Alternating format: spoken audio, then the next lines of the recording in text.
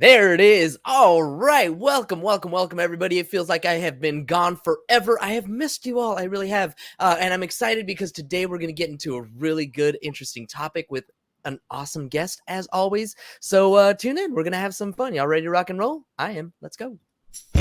Practicing Polyamory. Real-life perspectives from the imperfect people of polyamory. The mission of the Practicing Polyamory podcast is to provide a platform for all of the real-life, flawed humans that practice polyamory so that we might all learn from one another and grow as a community. Enjoy the show. All right. We're back. It's a beautiful Tuesday. Before we jump in and chat with today's guest, I want to remind everybody that normally we do 3 shows a week. Last week it was just 1. This week it's just 2. But normally we're doing 3 shows a week. So there's a lot of opportunity for you all to ask questions. If you have questions about your relationships, or if there's a specific topic that you'd like to hear discussed on the show, slide into my DMs. Follow the show on all social media platforms at Practicing Polya. Let me know what it is that you want us to talk about. And as always, I want to remind you, if you're listening to this podcast, you are a welcome guest to be on the show. We're here to share our imperfect stories, and I want to get as many voices as possible to speak here because I know that the more stories we hear, the more others will see us in themselves, and the more representation we have, the more we can strengthen our community. So go to practicingpolyamory.com, sign up today. All right, everybody, that's my spiel. Now to the best part of the show, which is introducing our awesome guest. Our guest today is a sex-positive intersectional feminist who operates as both an ASEX certified sex therapist and as a coach. Regardless of which role she plays for you, she practices from a holistic and mindful approach so that together you can spend time exploring things like attachment, internal family systems, and at times even utilizing hypnosis to go deep in your personal growth work. Our guest is person-centered and has an entire toolbox at her disposal to make sure that overcoming your biggest struggles happens in a way that feels right to you. Whether you're navigating anxiety, opening up a relationship, having trouble in the bedroom, or looking to improve your emotional intimacy, our guest can help. One thing that our guest has learned during her years of working with polyam folks is that people often enter poly as a result of wounding in their past dating. And as they enter this new way of relating, old attachment wounds pop up and magnify those insecurities. I am sure that a lot of you folks can relate. So let's dive in and see what we can learn from today's awesome guest. Joining us today out of Chicago, Illinois, welcome to the show, Heather Shannon.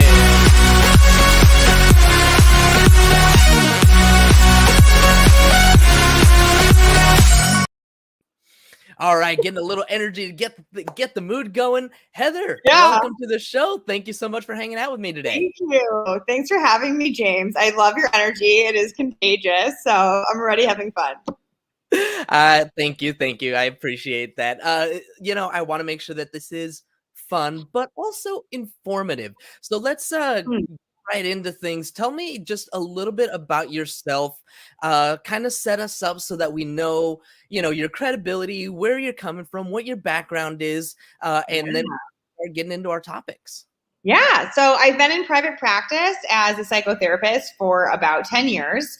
And the whole time, I've been working with people on relationships and sexuality. A few years ago, I decided, let's make this more official. And I signed up for the University of Michigan sexual health certificate program. I did both the sex therapy and the sex education tracks.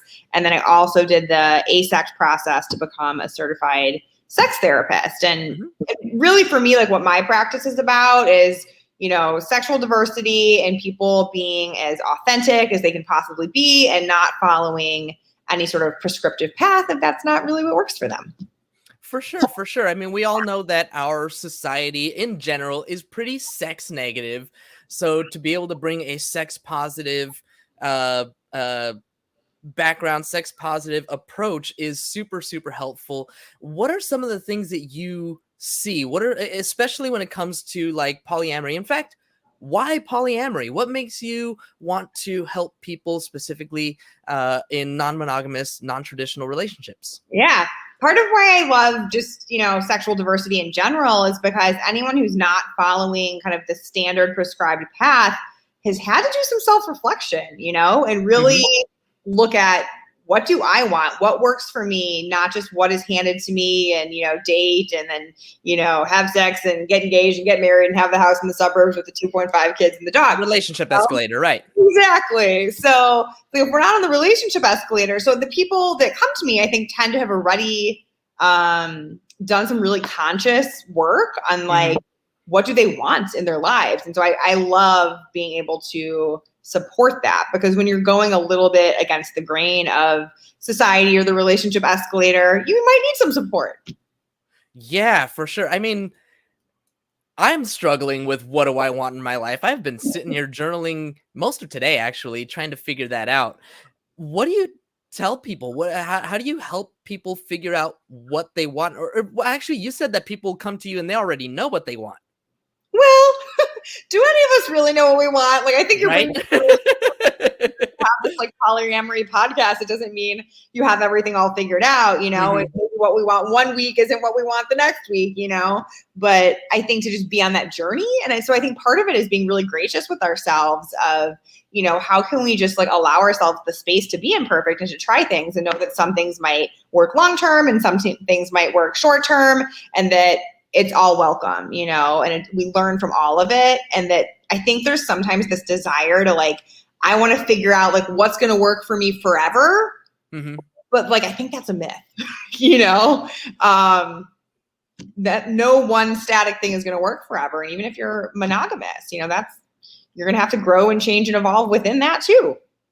Yeah, no, absolutely. I mean, you say it and I'm like, ding, light bulb, right? Like, you're right. What I want today is not the same thing that I wanted 10 years ago. I think there are some core things probably that generally stay the same, but I'll tell you the truth. 10 years ago, I definitely was not thinking that I would be polyamorous and, having multiple partners. That was like not on my purview at all. 10 years ago, 27, I still wanted, I think I was still hoping to get married and have kids at some point. And now I'm like, So who knows what the next 10 years will bring? And, exactly. 37-year-old me. It's a fun adventure, it can be kind of like a wild ride at times when we don't know what's around the corner. But I think it also forces us to be really present to our lives and not think like, well, this is just what I'm going to do. But to actually just be present today. That is so super important. So this just kind of brings a question to mind. When you are working with somebody, specifically on the coaching side, because I know coaching is more goal-oriented as opposed to therapy. So specifically on the coaching side of things, if you were working with someone like me who's like, shoot, I don't know what I want. Like, is your primary goal to help somebody figure out what they want? Or is it more like to set goals once they actually have it figured out? Yeah. I mean, you mentioned in the intro that I'm person-centered. And so that means I'm really meeting people where they're at. So like if you were to come in, I would meet you where you're at and be like, okay, so your goal is figuring out what do you want, and let's start throwing things out on the table. And what are your reservations about some of these ideas, and what excites you about some of these ideas, and to just start exploring. And sometimes what you find is like, oh, well, this thing that I'm perceiving as an obstacle, like maybe that's not such an obstacle, or, oh, I feel like I should be excited about this thing, but I'm actually not really. So, once you start tossing it out on the table and exploring it, things tend to become a bit more clear. Got it. Okay. So I'm not going to throw a curveball at you. Let's say I didn't hire you for coaching. I hired you for therapy, and I had the same concern. I don't know what the heck I'm doing on this planet. How does it change your approach? It's interesting, like the difference between coaching and therapy, because I think there's a lot of overlap, honestly. And I think sex and relationship, coaching or therapy, it lends itself well to coaching. Really, the therapy model is within the medical model. It's more of like a, diagnosis type of thing. And like, it's supposed to be medically necessary. So the idea is that somebody's having issues that are interfering with their work life, with their relationships, with any kind of core area of their life. So if your indecision, if your lack of knowing what's going on is interfering to that degree, then it's like we kind of try to bring you from like not functioning very well up to like a normal level. Whereas coaching is more like you're already in the normal range. There's nothing medically diagnostic. Now let's take it to the next level and really get you like thriving. So that's it. The difference is really either way, there's going to be goals. You know, that if we don't know where we're going, how can we get there, right? Yes, exactly. So totally. Okay. All right. So let's dive into some of this this content that we're talking about. When polyamory magnifies insecurities, attachments. Tell me about what it is that inspired you to write that as your answer of the thing that you've learned most about polyamory. Is it a specific story? Is it a specific client, or is this just like a general pattern that you're seeing kind of all the way across your practice? Yeah, that's actually a really interesting question. I think that in I guess even just in my personal life, people I know who have been polyamorous as well, a lot of times there was a marriage, there was some long-term monogamy, and there was sort of just this disconnect. Like it just didn't really work. It didn't really feel authentic. It maybe even felt harmful. It maybe even felt like the person wasn't being authentic. I've also worked with a few clients who are, opening relationships to various degrees that maybe came from like a really religious conservative background. And so there just hadn't been that opportunity to explore. And like you've talked about sex negativity, it's kind of like multiply that by 10 when you're in a very conservative religious upbringing. And so then people— It's worse. It's so much worse. Oh my God, that's cracked me up. So people are really working through kind of trauma almost based on like the super conservative, upbringings, whether it's religious or not. It tends to be religious. But so that's one that people are working through. And how do those insecurities come up? Like when you are I'm thinking back to my own opening up. And I mean, I was always, especially in my younger years, I was very possessive, right? I remember a lot of my early relationships ending. I was obsessive and possessive. It was a really bad combination, thinking that it was a good thing, this hopeless romantic is what I, referred to it as, where I just fall hard, I fall fast, and like this person becomes my entire world, and anything that threatens that relationship, it's like jealousy on steroids. So that kind of stuff I'm sure happens. What is it? I guess I'm trying to figure out what's at the root of it, right? We talk about attachment theory and attachment wounds, like, and that's where the nitty gritty is how do we attack these things? How is it that this jealousy that's showing up in or whatever the insecurities is that's showing up in my relationships, how do I figure out where it's coming from and start attacking that? Yeah. This is a great question. I think attachment is so key to all of our relationships. A lot of things that I work with people on, or sometimes it's starting with a book, there's the attached book, there's the polysecure book. I think that learning and educating yourself about attachment styles and understanding what caused them, what perpetuates them, what are the patterns, how can you realize if you're falling into the patterns, just the awareness is a really good first step. And then to go a little bit deeper and work with them, there's a couple options. So you mentioned internal family systems in my introduction as well. I love that as a way to work on attachment because sometimes I think the prevailing wisdom out there is like, well, just find a secure partner, which I think really disempowers us. It's like, no, first of all, that's only half the population. What about the other half of the people? But secondly, it's like, it's kind of passive. It's like you don't know when you're going to find that person. So what can you do to work with yourself in the meantime?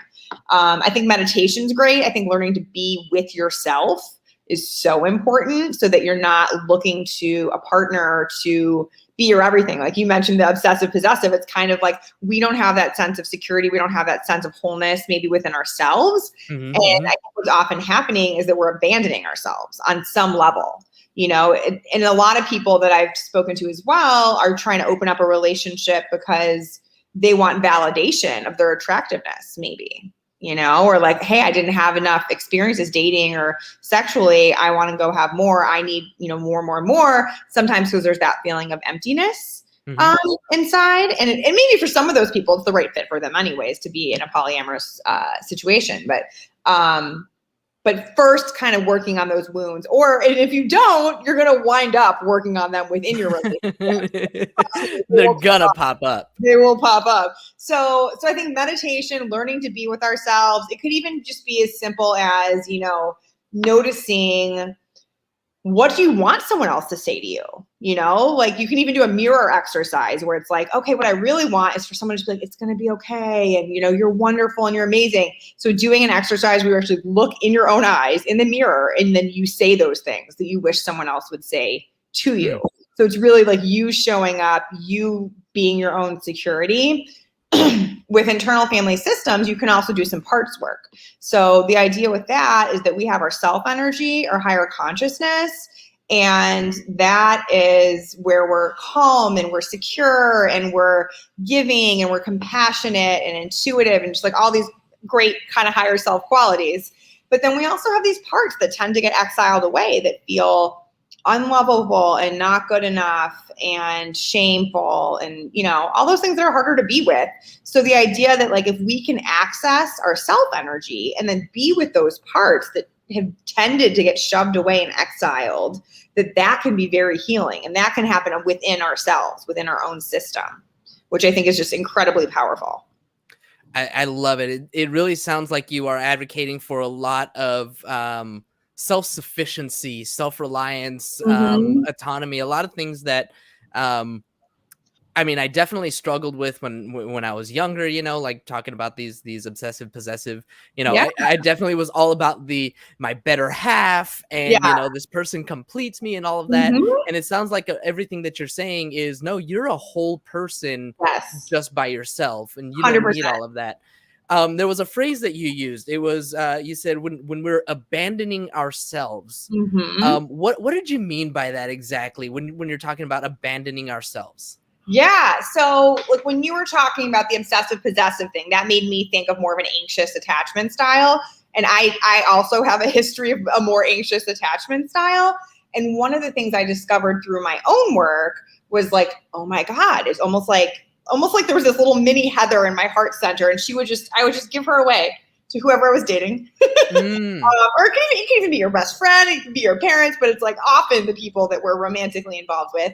And so I would just kind of like give her away, and there would be this sense of emptiness. And then if that person didn't take proper care of my mini Heather, then I would feel this like empty, panicky thing because like she wasn't in there. And so it's all kind of metaphorical, but basically what that might look like in more of a concrete way would be looking to someone else to feel happy, looking to someone else to feel validated, looking to someone else to manage your emotional state. And so to realize like, oh no, I need to take care of, you know, my inner child or my mini Heather or whatever it is, or my exiled part.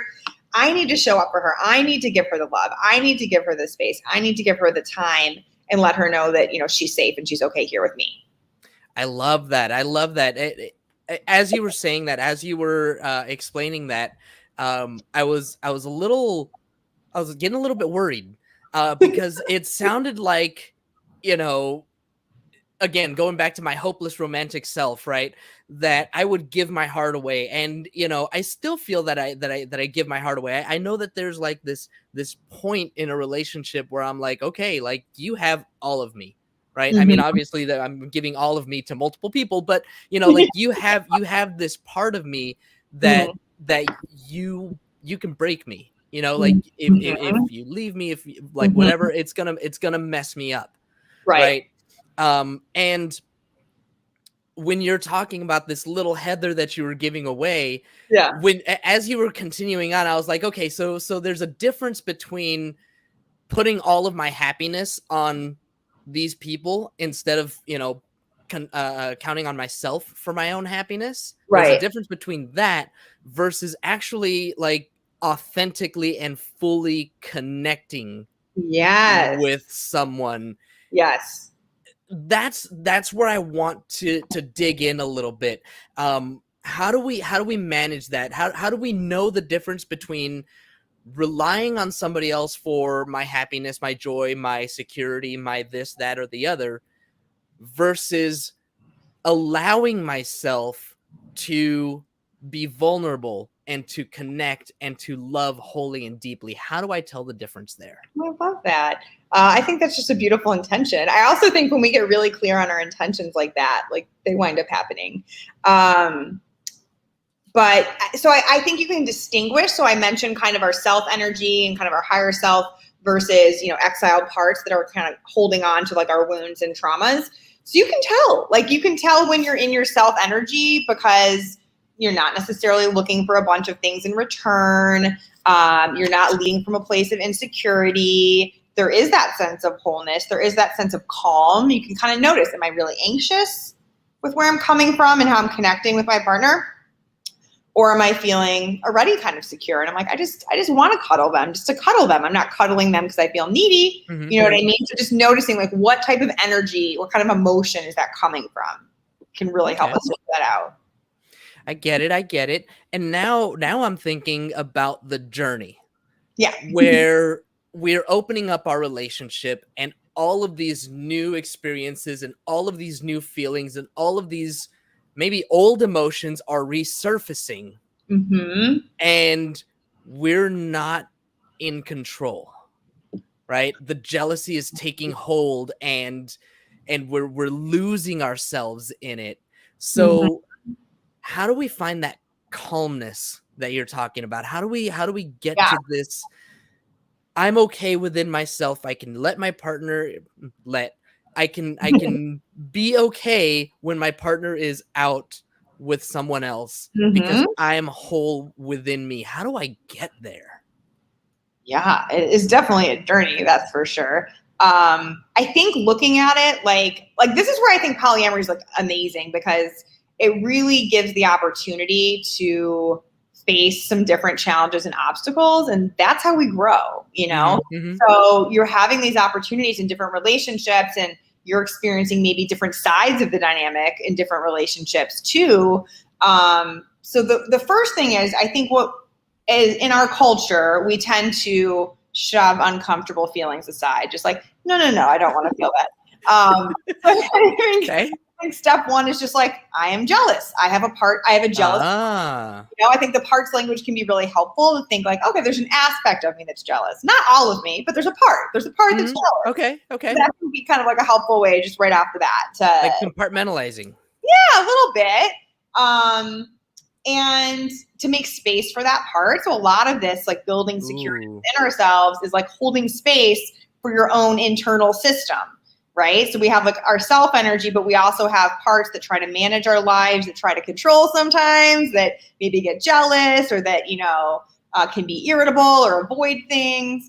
And so to just acknowledge like, okay, I have a part that's avoiding an important conversation. I have a part that is jealous, and to feel it. So step one, feel it. Because if you just try to shove it away, it'll be like, hey, I was trying to get your attention, James, and you weren't listening to me. Now I'm just going to yell at you louder next time.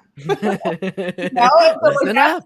That's what our parts tend to do. So hold space for them, acknowledge them, be curious about them if you can. Notice if you're like hating on the part of you that's doing that. Like and guilt or shame? Yeah. I mean, yeah. Like if guilt or shame pops up, you might be like, oh, aren't I past that? I shouldn't have to feel that anymore. Like, like let's just focus on the positive. And then there's a tendency to kind of shove it away. So I think just being with it, we can learn a lot.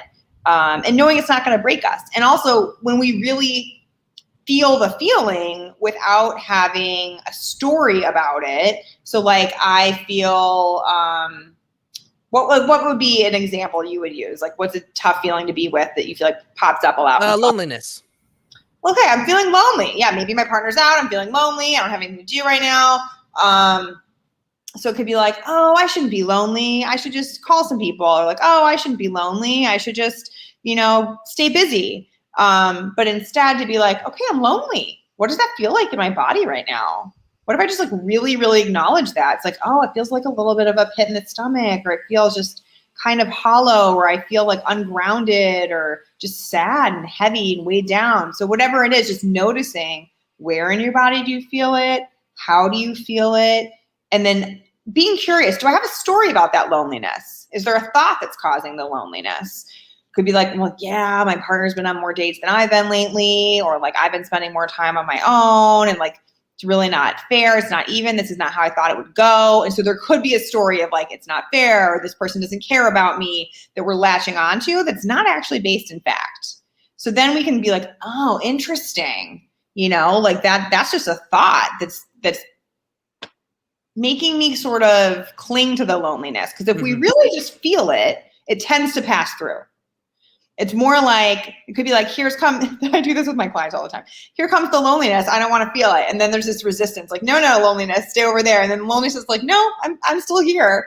And there can be this resistance. And what happens is like, there's a battle, and then it's kind of staying within your energy. It's like, okay. But when you like stop resisting, then it's like, oh, okay, it keeps passing through.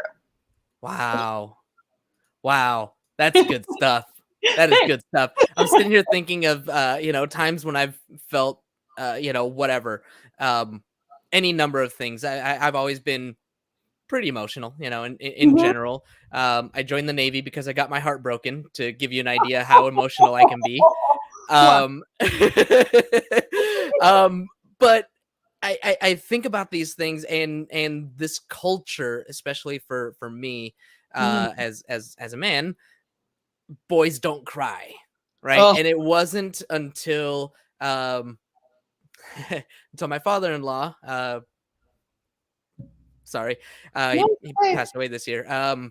Until my father-in-law, who taught me like it's okay for men to cry. Like, this was a big, like strong, big man, and he was just this teddy bear, and he cried openly. And when you're talking about, these feelings that they're trying to get through, and like I'm fighting him, and they end up right here in front of me, and like this is the worst part. This is like the worst places that they can be, and they just stay there because I keep fighting it.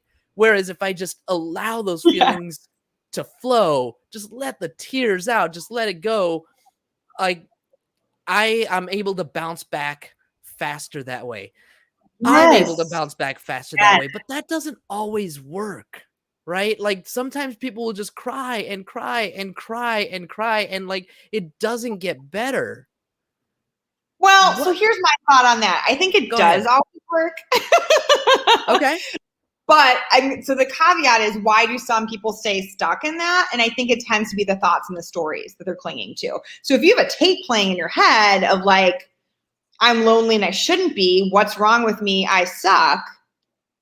That's like a pretty negative thing that could keep looping versus like, oh, I'm lonely. I'm going to be kind to myself, and I'm going to allow myself to feel it. And I'm going to allow that part to be present and give me any messages that it wants me to know, versus like, oh, I'm lonely. No one likes me. No one wants to date me. I don't have any friends. I think my partner likes their other partner better. You know what I mean? So it's like, there tends to be a lot of thoughts that are happening in there. They can be kind of subtle, So one of the other tools that I wanted to mention today, I've been really into the life coach school, and they have something just called the model, and they have like a free PDF on their website too. And you look at what's the circumstance, just factually, objectively. What's my thought about it? What feeling tends to come from that thought? So it tends to be the thought leads to a feeling. And then when you're in that feeling state, we behave in a certain way. So it's like when we're feeling happy, we're like, cool, let's have a little dance party. And when we're feeling lonely, it's like, oh, I'm just going to go under a blanket and like feel sorry for myself. You know? So there tends to be different actions. Then we notice what action comes from that feeling. And then what's the result? So it's like, well, if I just land under a blanket feeling bad about myself, I tend to feel worse about my life overall. If I'm having a dance party, I tend to feel like great. So we start noticing what thought leads to what feeling, leads to what action, leads to what result. So starting to do that with ourselves, and it's just like a very simple format, and noticing, okay, this thought is leading to a result I don't want. This other thought over here, okay, that's getting me on the track I want to go to. So then we can start challenging ourselves and noticing, like, okay, let me switch the thoughts up. Yeah. Yeah, I don't remember which book I was reading this week. Maybe it was The Practicing Stoic. I want to say it was The Practicing Stoic, where it talks about the one thing. Yes, that's exactly what it was. We can't control the things that happen around us. What we can control is our reaction, our thoughts. Yeah, exactly. And like you said, the thought is what leads to the feeling, right? Yeah. Perfect. Yeah, I totally agree with that. The Stoic book, and it can be fun. It can be very empowering instead of just like, oh, I have to be so disciplined with my thoughts. It can be like, no, you can allow the shitty thought to come up, but then to notice like, okay, is this really working for me? Like what chain of events, and to write it down, and start seeing really clearly, okay, instead of telling myself no one wants to be my friend or date me, what if I just say like, oh, they're having fun with other people and that has nothing to do with me. Nothing. Yeah. I'm fun too. Cool. I don't need you to have fun. I have fun on my own. We all have fun. There's no limit. I love it. I love it. Yeah. Heather, I want to thank you so much. This time just flew right by. It really did. Before we finish up here, is there, and I'm glad that you were able to talk about that one thing, is there anything else that you wanted to make sure that I asked, that you wanted to make sure to talk about, anything that I might have missed? Yeah. Final thoughts. If you don't mind me giving a little bit of a plug, I am starting a membership program for sexual wellness and relationship health. That's going to be, I think, one of the first of its kind. So I'm excited to launch that. If people are curious to check it out and get on the wait list, it's goodkissersclub.com. And I'll be putting out tons of content like this about, attachment stuff and IFS and, sexual health and wellness and how to talk about sex with your partners and all that good stuff. All right. And that was goodkissersclub.com. That's right. Boom, threw that at the bottom so people can see that there. If you're watching the YouTube video, if not, then goodkissersclub.com. Also, if people wanted to get in touch with you, if they want to work with you either as a coach or a therapist, tell us about how we can get in touch with you and any restrictions we may want to know about. Yeah, well, thank you. And you have both my websites now at the bottom. So heathershannon.co is for coaching. If you are an Illinois resident and you want to do psychotherapy, there's also a link on heathershannon.co where you can go over there and look into that. And then we do a free consult. So, it's me, I have an employee, I have an intern. So we have different price points too. We have you fill out a little consultation form, and then we try to, pair you up with some resources, whether it's us or if we refer you out somewhere. Perfect. And follow you on Instagram? Sure. Yes. Heather A. Shannon on Instagram. And we're pushing out a little more content. I'm on TikTok as well. So having fun. And if people have questions, I love answering people's questions and creating content for it. So that's always fun for me too. Awesome. All right, Heather. Well, I just want to thank you one more time. This really has been such a blast. This went by too fast. I know, it was fun. So thank you so much for having me on your show. This was great. Of course. Thank you. And thank you, as always, to our live audience for tuning in. Remember, when we're live, you get no commercial interruptions, but the same can't be said for those podcast downloads. So if you want to avoid the commercial interruptions, be sure to catch us live Monday through Wednesday, most weeks, Pacific time, or sign up for our Patreon where you'll get access to our commercial-free RSS feed and support the show. Don't forget to subscribe on YouTube, wherever it is that you're downloading your podcast. And if you haven't already, please leave us a review. We'll really appreciate it. That is all we've got for you all today. Thank you again, Shannon. Thank you, as always, for all of you tuning in. And as always, until next time. Have a nice day!